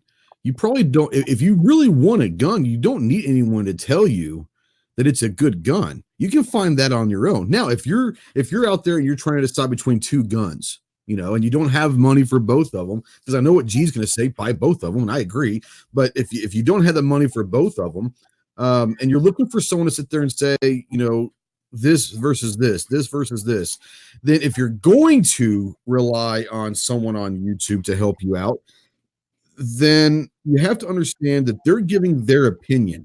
And if you have a set of criteria that you're looking to go with to decide on what gun, then try to find a YouTuber that is going to give you that criteria. I would like to think that people would listen to my videos and say, hey, I get comments, emails all the time. Hey, thanks for the video. I bought the gun because of this video. And I'll say, let me know how you like it. And I'll always get back, hey, great gun. Thanks again. That makes me feel good. But I'm assuming that you wanted to buy that gun first, or you wouldn't be doing research on said gun to figure out if you want to buy it. So if you want to buy it, and then go do your own research and all that. But I'll say this, as far as me, and I'm not trying to push him. I'm not trying to say that he is awesome. I personally, if I'm looking to find out information on a firearm that I don't have all the information of that I want to, because I get picky sometimes about specific things before I buy a firearm, my go-to is Such. And I understand you might have 45 minutes to watch one of his videos because he's going to take forever. But Such, in my opinion, does a great job explaining the very fine details, and he explains details typically that are important to me. Now, Clover might have different details that he finds important, but for me, I watch Such, and everyone has their own kind of go-to. But if you're relying on an influencer or a creator to tell you to go buy a firearm, then you probably don't want that firearm to begin with, because I shouldn't have to tell you to go buy it. Now, Clover, I want to come to you and answer the question, what do you look for, or do you utilize people online to help you decide on firearms? To an extent. I mean, sometimes, yeah. But not just firearms, but other things, appliances and tools and other things as well. It's just something we do, right? Once upon a time, we picked up JD Power and Associates, and then Car and Driver and things like that. So it's normal. I will agree with you that for the most part, you have to go to YouTube, you have to get online, you have to go to the Googles, you have to type in some type of search data. And typically, if you've gone that far, there's some confirmation bias there. You've made your mind up. You just want to feel better about making your mind up, right? That being said, I don't think there's one creator, spot, influencer, or whatever you want to call it, to go to. I think everybody needs to seek out and search and look at multiple avenues. And there's a reason for that. And you know, I don't nail down any one person specifically, but I'll give you an idea if you're watching that video or whatever, or reading that review, that some things to look for and that are, to me, that are helpful. And I try to do my stuff the same way, is I try to point out what things are useful for, certain features that are useful in certain situations, and certain features that are maybe a hindrance in certain situations, right? I try, you know, I look for, this is one thing that I look for when I'm going through stuff, and I also try to do myself, is I want it to be some type of review that is applicable across multiple types of firearm owners, not just myself, not just, ooh, I love this gun, it fits my hand great. It was, well, okay, why does it fit my hand great? It fits my hand great because I have small hands. It fits my hand great because of, you know, it's got a deep cut in the back strap, you know, and I get a lower bore axis, and, you know, going into some of, like you're talking about, some of those finer details that when people look at it, they're getting information that may be specific to them, and only they can identify that, right? But it may be specific to them. And then that could potentially, like I said, I think a confirmation bias exists anyway, but that would at least make them feel better about that purchase and potentially put them in something that is indeed a better fit for them. Yeah, and I want to bring up something that Liv out there at Live for Freedom out there says that when he's interested about a gun, he watches videos to see what's wrong with them. And that's true, because, you know, you and I both, we're doing a review. I'm looking for something wrong. And it might be something as small as, like you said before in a video, a zipper, or the trigger might be a little grainy for the first 100 pulls, or, you know, it could be something very, very small. It doesn't feel great in the hand. Whatever it is, you're going to try to find something, even though you absolutely love this product, this gun, or whatever it is. I'm always going to try to find something negative about it, because, like you said before, what I think is very circumstantial about this being a problem, that might be the one thing that turns off a viewer and said, you know what? That's what I'm looking for. I hate zippers in that location. Thanks for telling me that, because now I can't go buy them because I have an allergic reaction to, or whatever it is. There's so many different things, but yeah, finding something wrong in videos is also helping the company, but it's also helping the viewer as well. Brian Quick out there says, new gun consumer need to do an aggregate of information about potential firearms. This includes video review, take with a grain of salt, rent them, and find someone you trust that owns them. Absolutely. If you really want to find out whether you like a firearm or not, go shoot it. Before you buy it, go to a range, go to a gun shop that has a range attached, that have got it, that allows you to shoot it. Go shoot it. It's very, very simple. Lets you do your own conclusions by Yeah, Brian, I said that. Keep up. What? Okay. I'm sorry, I was muted. I said that. That's like, go rent them. I said that. But thanks, Brian, for mansplaining that. I appreciate it. Yeah, there you go. G, I want to bring you in, and Clover is, well, I don't know what the hell's doing. Clover's doing. He might be back at his home computer now. I don't know. Anyways, I want to bring you in and ask you this. Do you watch videos on guns that you're going to possibly purchase? Or if you're new to this, how much should someone take the consideration of gun review videos? Yeah, so I was thinking about that while y'all were answering. I figured you were just going to skip me. So I don't even remember the last time I bought a gun, probably 2012. And I certainly wasn't buying a gun to carry. I made all those decisions in like 2006. So I was just thinking about this. You know, I'm old and I grew up. I literally had a gun when I was born. I cannot remember ever a time without having guns. You know, like on the weekends, we'd go shooting, and all the different things you do, competition, or I guess back then it was just called going skeet shooting, or going to a turkey match or something. Like, guns have just always been around. And then you go to the Army, you experience guns in a different way. So I've shot all kinds of stuff that our uncle gave us to play with. And then you get out, and then the internet happens, and then all of a sudden people are interested in guns on the internet. And I meet people like Steve Fisher, who was out there before, gives me all kinds of access to cool stuff. I've been into the vault at Battlefield Vegas. I've been into personal places, people's own collections that make the Battlefield Vegas look like a little hobby collection. So, I mean, I've lost interest in playing with new guns like a long time ago. And I just say that to preface that, I mean, I've been around since there was no internet, and then there was no guns on the internet. And then I helped participate in the first gun reviews on the internet for sure, just because they didn't exist, but with no inclination to sell them to anybody, just to explain what a difference between a striker fire and a double action, single action are. And then later, to clarify maybe a position I had versus Yankee on, why double action, single action is a stupid type of gun to carry around when there's striker fire options available today. Except for doing videos to explain that kind of stuff, I got out of the review game in like 12 or 9 or something. And I've never really been paid to make a gun review. So I feel sorry for people that are jumping into it. I honestly have no way to deal. I can't put myself in those shoes. I have a different life experience. And if you were coming into guns and the internet today, I think that that's something that people shouldn't take for granted, and some people should focus. I have personally no interest in that, so I'm not going to focus on it. My interest is in the history of our Second Amendment and putting that down so that we know what it was, right? But I think that it's valuable for somebody, if someone wants to do a project, to take a look at a snapshot of what it's like today to be a brand new gun owner.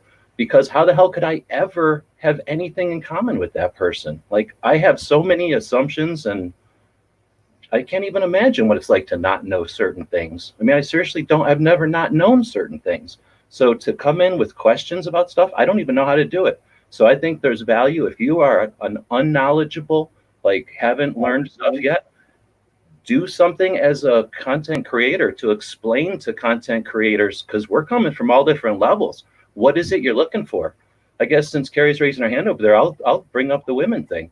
I constantly hear forever. I've been doing the online stuff, paying attention to stuff, recording stuff, archiving stuff online since 5. So I've been around for a couple of years, and constantly ladies come into a gun shop, ladies come onto the internet, ladies come into a conversation and go, "You're doing it wrong."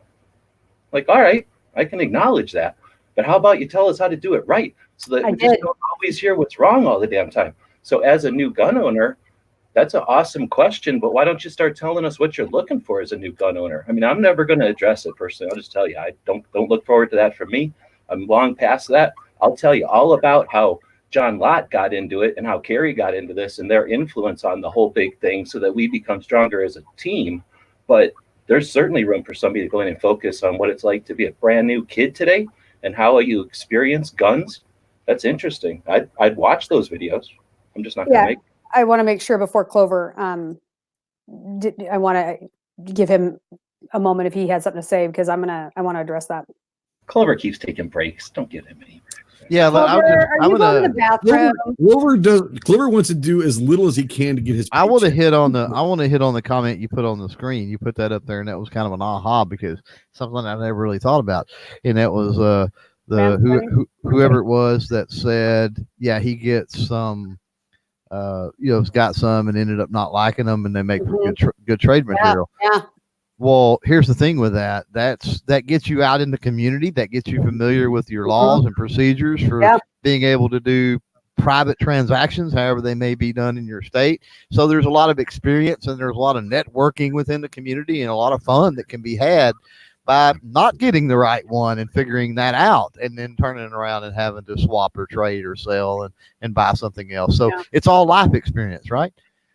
And I think that's all that part of that knowledge journey, right? And that's a good thing. I mean, I realize this. I'm lucky enough that I am in a financial position that I can afford to just buy a gun and then trade it, or what I do is sometimes I'll I'm looking at turning around and donating them for a raffle, for my for my organization. So I am in that position.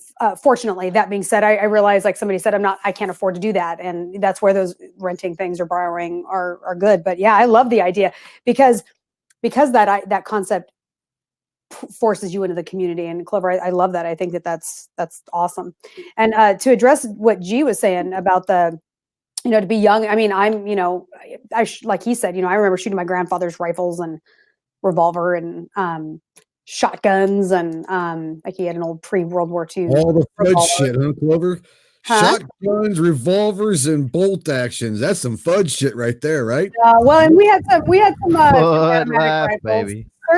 Certainly no. My grandfather would have been a FUD. My grandfather was buried in his cowboy boots with his hat on his chest. Like Clover, I'm gonna find some pictures of my grandfather. You're gonna be like, oh my God, this man would have been my hero. Yeah, Like post those on the Flood Life channel.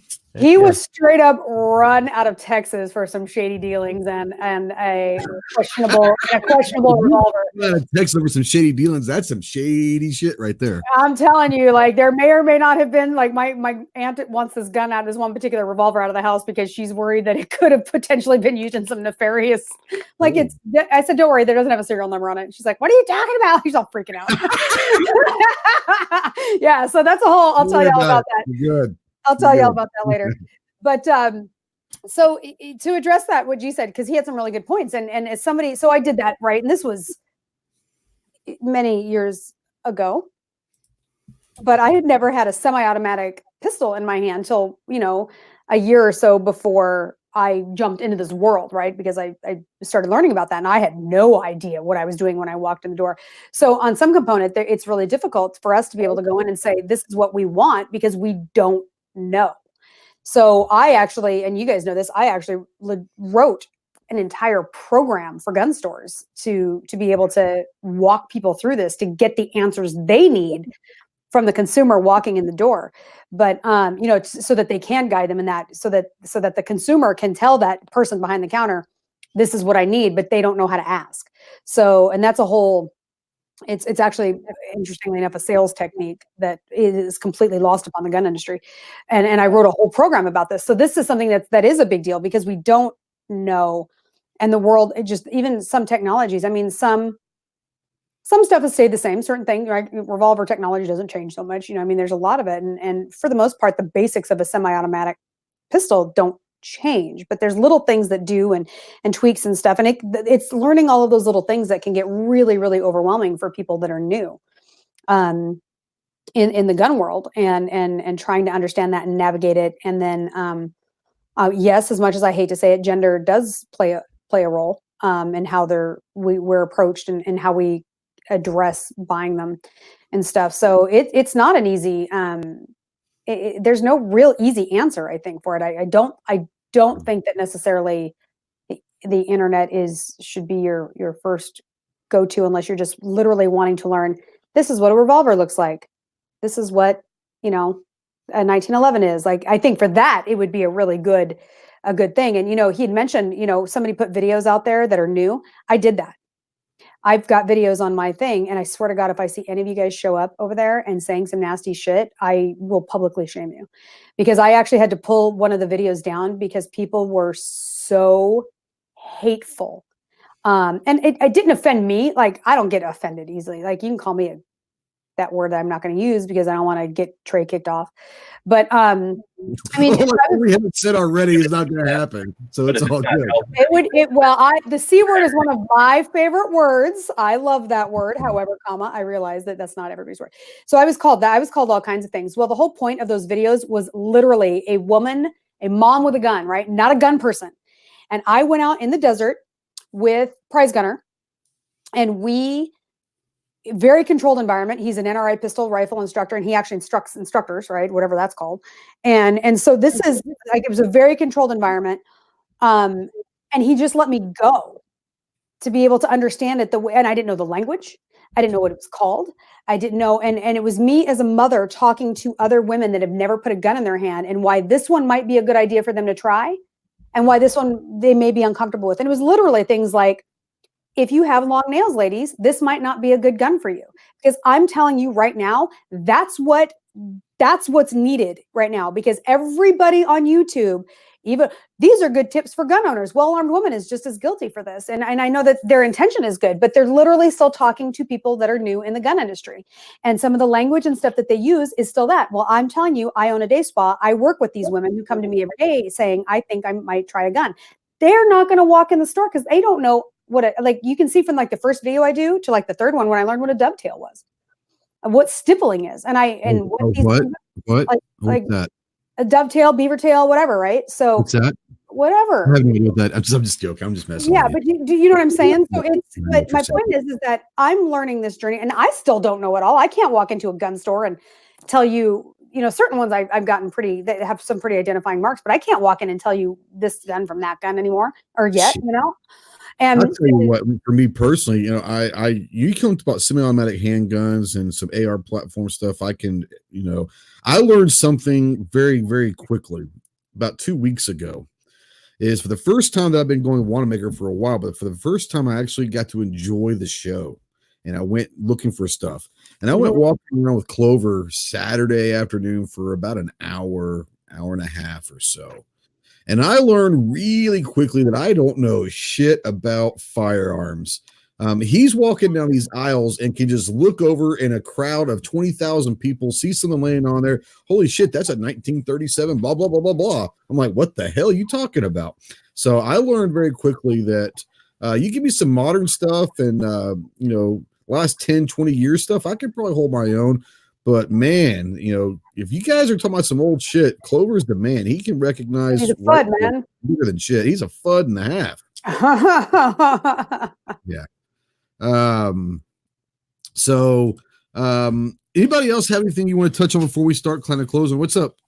Cass is out there. So what's up, Star Snoop Dogg? I'm waving at her. Finally, another girl with me in here. Right. Now that's somebody that can tell you what a gun is. That girl can run a gun. She can. There.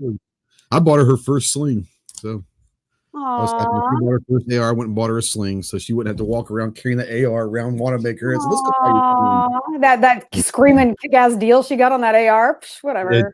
Don't even get me started. It's totally because you're a girl. That's okay. It's okay. I would exploit it too if I could. I would use. Are you kidding me? That's what that's women don't get it, man. Like, stop trying to bash the patriarchy. Your biggest power is these Betty and Veronica. And I want you to kind of go and tell people that might not be familiar with your projects where they can find you on social media as an influencer or whatever, but tell people what you're doing and where they can find you. I don't know that I wouldn't call myself an influencer. I'm more of a shit talker. But I do like to try to keep people aware of what's going on. I'm very much a constitutionalist, so I talk a lot about that. And like my big thing right now is getting people to understand that your focus shouldn't be at the federal level with gun laws right now. Your focus needs to be the federal government right now is using the 10th Amendment against you. If you don't know what it is, nobody tell them, because I want you to go do your homework and figure out what it is. And then he wanted to tell you. Yeah, no, they need to learn. There's an app. There's literally an app for it. It's free. Get it on your phone.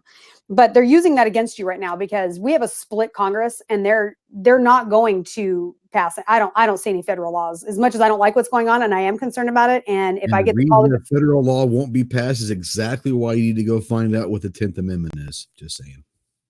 Exactly. Thank you, my friend. Yeah. So, but in the States, man, I'm telling you, like, that's what's happening. So what'll happen is they'll get all these laws passed in the States, right? Because if you notice, like, this state will say, well, we're modeling this law after Vermont, after the different states. Well, yeah, because once they get so many, then the federal government can say, well, we have a standard that we seem to have a pattern, and then it gets easier to pass the law.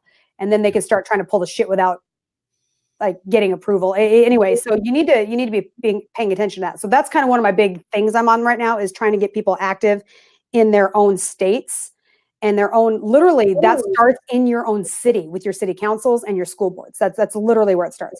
That being said, I just got a couple of huge partnerships I'm really excited to share. Brownells has partnered with me.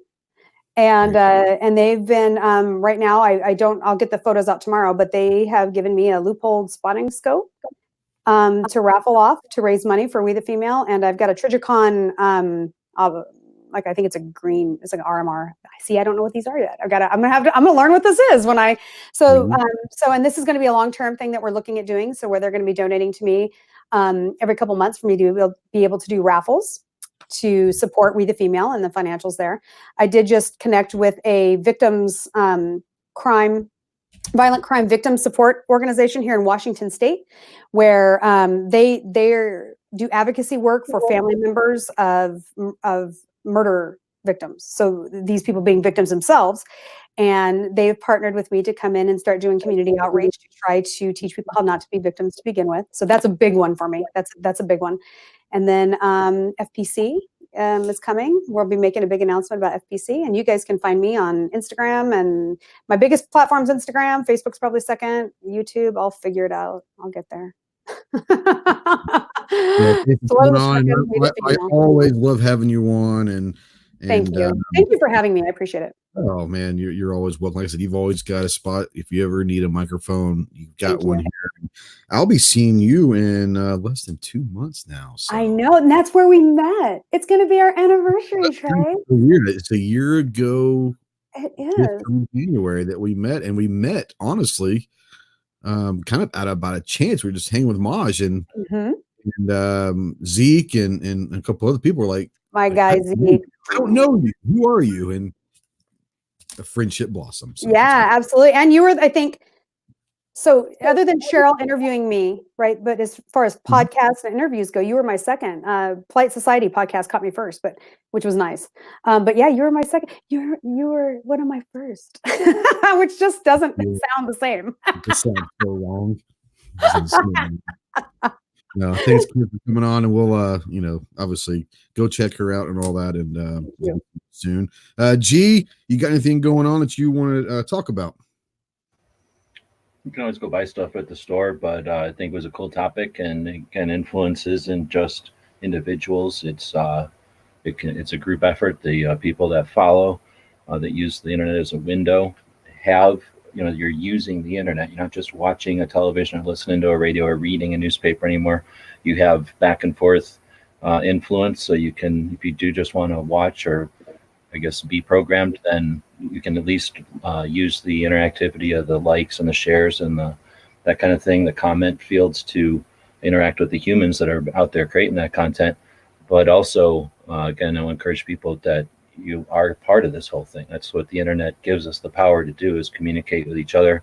They gave us the First Amendment and the Second Amendment. We all know what the value of the Second Amendment is. That First Amendment, we always hear about the speech part, and some people have the balls to talk about the religion part, but we always overlook that freedom to assemble, that right to assemble. And it, again, isn't a right that they gave us. It's telling the government to hands off. You can't stop human beings from assembling. And the ultimate core reasons they wanted us to be able to have arms is just as important. They wanted us to assemble. There's reason for that. And I can tell you, I've been to a lot of places where people assemble. There's an energy and there's a invigoration. I don't know what to call it, but I don't know the words, but there's something that happens when human beings get together, and it allows people to collaborate and to network.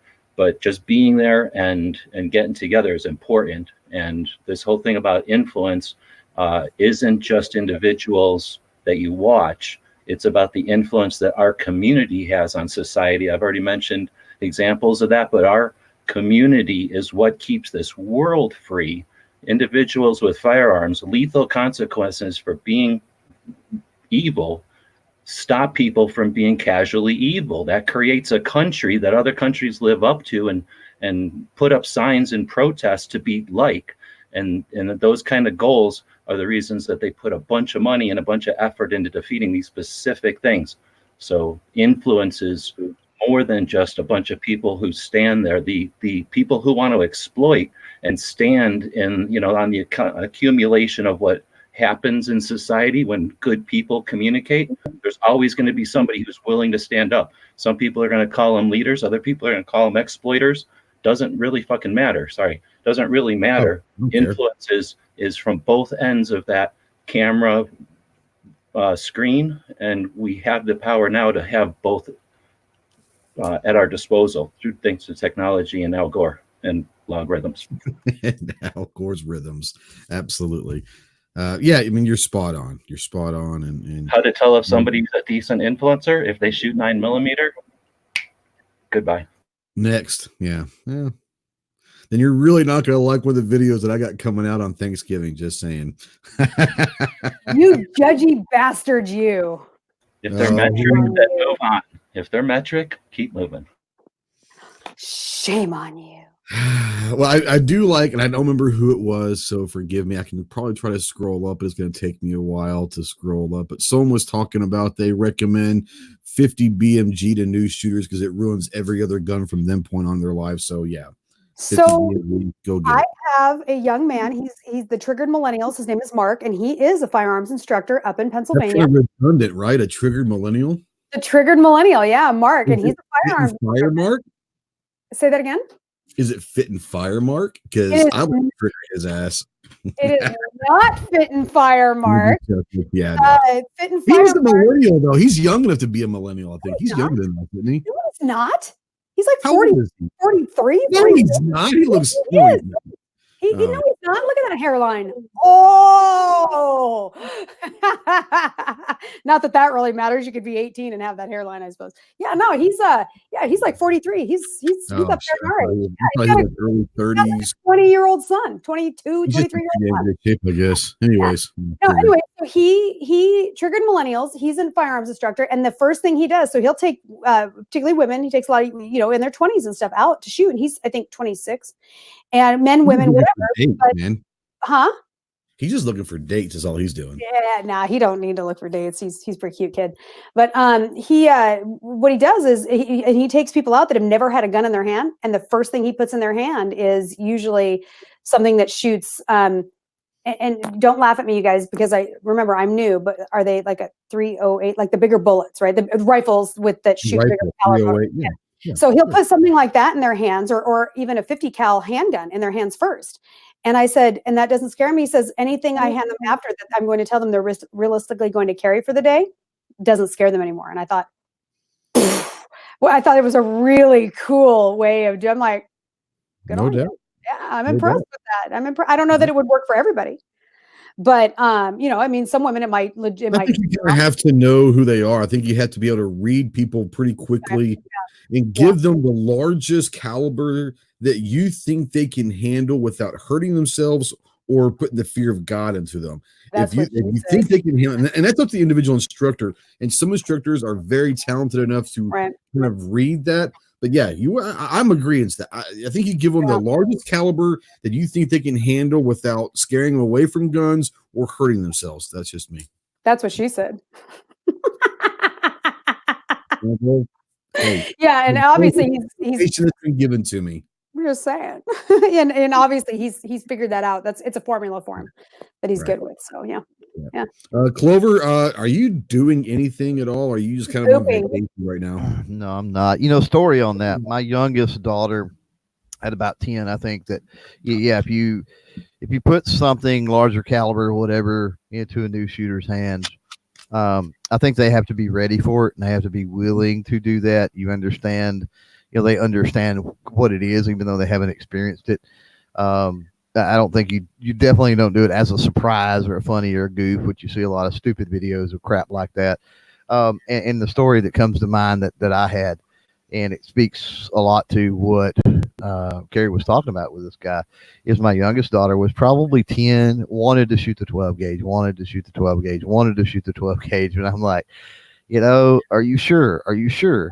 And I'm like, it's going to hurt. And I'm like, the cool thing is very few things ever again will hurt like that, but it's going to hurt. And she did it, and it bruised the crap out of her. We were scared that we were going to get CPS called on us or something, and she cried for a little bit. But you know what? That chick is not recoil sensitive to anything. After that, it was all downhill. It don't matter. She loves the 45-70. It just doesn't matter. So there is a benefit to it, but they really have to want to experience that. I wouldn't surprise them with anything. What I'm doing, clovertech.com, you'll find it all. And remember, once you go FUD, it's never a dud. Just saying. Oh my God. Is this going to be a sticker? no. Is this going to be a sticker or a t-shirt? Because It's going to be a patch, isn't it? Next, we're going to hear a rap sung to the Super Bowl shuffle. Oh no. Oh, speaking of that, by the way, I have my first patch and logo coming out. Just saying. I forgot. Yeah, I forgot about that. It's pretty fucking great. Oh yeah. Oh, of course, absolutely. All of you boys will get one. Yeah, yeah. It's pretty fat. You guys are gonna love it. You're gonna be. I know that G is gonna trade me one of those clip strip. Well, she was a stripper clip. I Pat. want a She stripper saw it clip. on whoever's wall and was fascinated by it. It was this guy down I here in don't the even corner. think I've got one on my stuff here. I think I might. Mine's cute. She's great. I've got one. If you guys. can't find one, G, I can bring one to her to shot because I've got. I'll show you what it'll look like, you guys, if you want to see it. Yeah, sorry, I didn't mean to interrupt that. I forgot about that. I'm excited. Here she is. Can you see it? There's a little bit of a glare, but that looks pretty sweet. There she is. I like it. Look at that hair. They modeled it after me. So yeah, because without the hair, I wouldn't figure out. You wouldn't have figured it out if it was a boy or not, right? Yeah, with the big hair and the big boobs. Yeah. So that's my patch. It'll be out by SHOT Show. Right on. But as far as what we're doing, I got nothing. We're putting out some mediocre content, maybe doing some top 5, got some reviews out there, a crappy podcast. If you like crappy content and you want to feel better about yourself, go check us out. GoTacticalProductions.com. I heard you like to review 9mm. What's that? I heard you like to review 9mm. I do like to review 9mm. I've got a video dropping on Thursday on Thanksgiving that might or may not have something to do with 9mm, but it's out there. We come out there Thursday. A podcast will be coming out this weekend as well over the weekend. This weekend is the holiday season begins. Thanksgiving is Thursday, so I would be remiss if I didn't mention thank you to everyone that has always watched everything that we do, listened to everything we do, supported, even given criticism, because criticism is not a bad thing either. It lets me know what I needed to get better at and calling me out on some stuff that I might be wrong about. I love that. So thank you to everyone out there that's been in any way, shape, or form been involved with the last almost 2.5, 3 years now of being involved in this crazy ass thing called social media. Especially, Tim's here. Oh, hey, Tim. What's up, Tim? God, he's just talking about trouble. He comes in about 2 hours late, but welcome, Tim. We'll see you soon. He comes in and it's like, I'm Brittany, bitch. Yeah, he is. I call him the Godfather. I call him the Godfather. He walks in. You need to know somebody. You need something done. You got to have some habit. I know a guy, and my guy is Timothy Knight. Just say totally Timmy. It's Timmy. Yeah, totally Timmy. But I want to get back and say to my patrons, last week there was a thank you patron day. And so thank you all my patrons. I want to welcome a new Patreon. They came in late last night, 38 Super Partisan, joined the Go Squad. So thank you, my friend. It was good seeing you, by the way, a couple weeks ago at Wanamaker. But thank you for entrusting a little bit of your hard-earned money into what we're doing. So thank you to everyone out there that's always supported. If you're watching this in replay or listening to podcasts and you have comments or questions, please utilize the comment section either on the video or on the podcast itself. And we like to get questions. We like to get comments. We utilize some of those questions for later podcasts and to bring them on. And if they're for Carrie or Clover or G, I'll make sure that they get those questions as well. So, like I said, Thanksgiving is coming this Thursday. Black Friday is Friday, so be on the lookout. I already know that Academy and Bass Pro and some other, and especially Sportsman's Guide and Brownells, a lot of these companies and shops are having crazy ass Black Friday deals on ammo and guns and all that. So, if you're interested, talk about being a new gun owner. This is going to be the weekend that if you're looking to buy your first gun, you're going to get a pretty good deal. If you're looking to build your first AR or whatever, you're going to get some really good deals this weekend. But be careful Black Friday, especially if you're going to go to an actual store to shop for your family. Hey, 2 things on Black Friday. I want to carry, just say. 2 things on Black Friday. First of all, go over to clovertac.com because the November newsletter will release tomorrow. So jump over there, scroll down, sign up for the newsletter because there will be some Black Friday links and stuff in there. And second of all, is something that I've talked about for about a week now. My local gun shop on Saturday does this awesome, like post Black Friday, big get together with sales and machine gun shoots and suppressor shoots and just all kind of dinner and lunch or whatever and all kinds of fun. So be dang sure that you check those local gun shops because a lot of those don't necessarily have the advertising budget to really put a lot of stuff out there, but they do have some pretty cool specials on Black Friday that they're running. So you get to hang out, support a local gun shop, and get a good deal on top of it. And then you got Small Business Saturday, do the same. That's basically what it is. The Saturday after, is when my gun shop does it. I forgot the name of it, so thank you, G. Yeah, it is Small Business Saturday. Then you have Cyber Mondays and all that. But hell, most everything now. Giving Black Tuesday. Friday started November 1st. You know. What was that, G? I think then there's Giving Tuesday. That's when you donate or something on Tuesday. And then there's Take It Back Wednesday, maybe, or Return It Wednesday or something. Buy Back Wednesday? What? What do you have? What the hell are you talking about? All right. Well, guys, thank you so much. I hope everyone has a blessed Thanksgiving and a safe Black Friday and Small Business Saturday and Cyber Monday. We'll see you next Tuesday and with another podcast. But guys, like I said, man, just be with your family, love your family. I can tell you right now that family can be taken from you at any second, and you never want to regret the times that you had to spend with them. And so enjoy your family, love your family. Tell them you love them, give them a kiss on the forehead, and don't be too manly out there. If you think you're too manly to tell your kids you love them, or to give them a kiss, or cry. Watch some sappy Disney movie. My favorite all-time movie in the history of the world is Lion King. So go fuck yourself if you think that's unmanly. That's a badass movie, actually. It is a badass movie.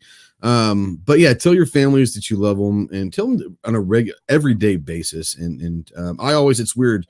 Every time I talk to my family on the phone or before they leave, or I leave from somewhere, the last thing I ever say is I love you. And my daughter asked me one time, says, why do you always say that? I said, because in case something terrible happens, I want the last word that you ever hear from me is I love you. Yep. And I'm very serious about that. So that's where our family is.